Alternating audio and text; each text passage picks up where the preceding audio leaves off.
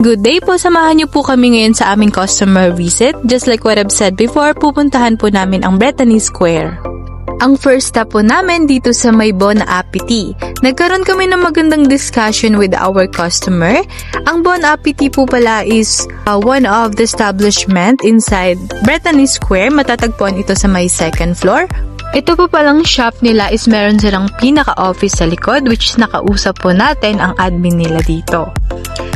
And sakto lang po ang nadala nating sample since naghahanap sila ng pang-inner doon sa apron nila. So after po namin maglabas ng sample, diniscuss na po namin kay customer yung mga types of fabrics natin dito sa ating honeycomb polo shirt at ang ating CBC shirt. Which is yung dalawa naman po, sinabi namin na good siya since nasa loob naman sila ng mall at malamig naman po dito. So dito po ang sabi ni customer sa atin na mag-reach out na lang daw po siya if ever nabibili na po siya ng garments natin. Ang next stop po namin is kalapit lang po ng Bon Appetit, so less hassle. Ito po ang Power Play Fitness Gym. At walang pagdadalawang isip na welcome tayo ni Sir sa kanyang gym. And habang nagdi-discuss po ako dito ng mga products and printing services natin, isa talaga yung pinaka nag-catch ng attention niya is yung ating full bleed sublimation shirt.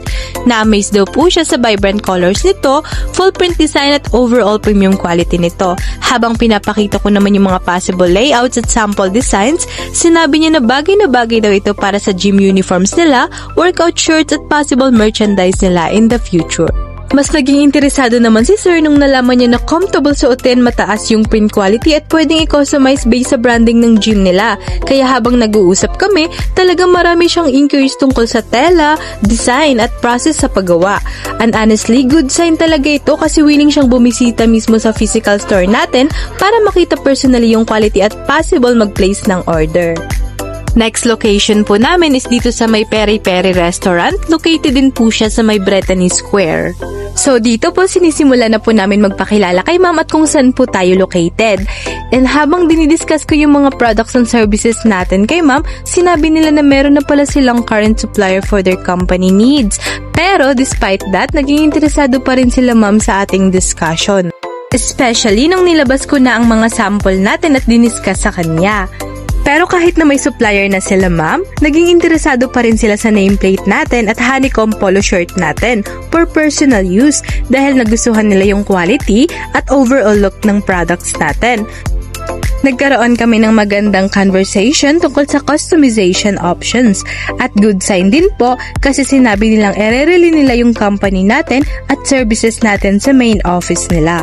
And after po namin mag-usap, sinabi ko naman kala ma'am na if ever may mga question and clarification po sila, nandiyan na rin naman po ang ating calling card. Huwag po sila mag-hesitate na tumawag at mag-reach sa amin. Next po is itong authentic Indian po dito sa may Brittany Square. Tumanggi si Sir na magpa-video sa amin pero nag-discuss pa rin kami sa kanya. Ang sabi niya, possible raw po na kumuha siya sa atin ng mga Sintra, Minu at ang tarpaulins. Next po, sinubukan naman po naming lumabas. Actually, malapit din po ito sa may Brittany Square, ang JPR Auto Precision. Sila po ay auto repair at maintenance shop dito sa may Quezon City. Nag-o-offer po sila ng iba't ibang service kagaya na lang po ng periodic maintenance, change oil, undercases at suspension repair, brake cleaning, wheel alignment at iba pa. Isa nga po sa napag-usapan namin ni Mama yung paghahanap nila ng alternative uniforms para sa kanilang mga tauhan. Dahil dito naging magandang opportunity para maipakita namin ang iba't ibang customization options na pwede namin i-offer para makatulong sa branding nila.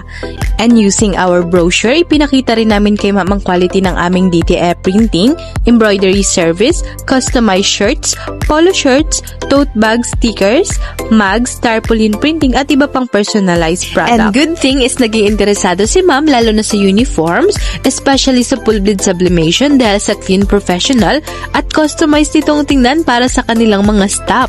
Nabanggit din niya na magsiset daw po siya ng schedule para makapunta mismo sa physical store natin para daw po makita nila ang iba't ibang options at lahat ng pwede naming i-offer pagdating sa uniforms. That's all. Thank you!